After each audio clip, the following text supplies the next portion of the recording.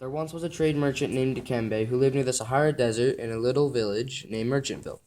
He left the village only for a while to visit other trade merchants to hopefully get salt and gold. And on the way to the trade merchant, Dikembe realizes that his camel is getting really weak. But he ignores that and makes it to the trade merchants and gets what he needs, salt and gold.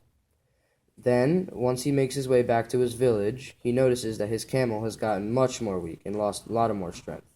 Then he decides to go back to the village much more quicker to see if any of the villagers know any information about what's wrong with the camels.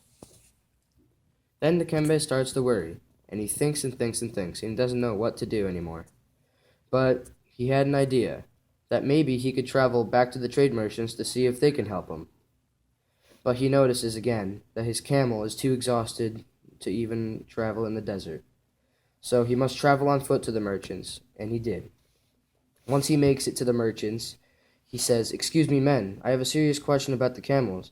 They're really exhausted, and I'm not sure what to do about it." And then a man comes out of the tent. His name is Bile, and he introduces himself. He says, I don't know. Well, maybe it's because it doesn't have enough food storage. So then he calls his friend over, Abanga Donga. And he says, well, maybe it's because he doesn't have enough water storage.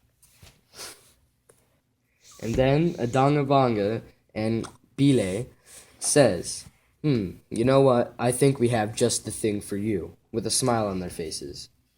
Then, a couple seconds later, they come out of the tent with many bottles of medicine.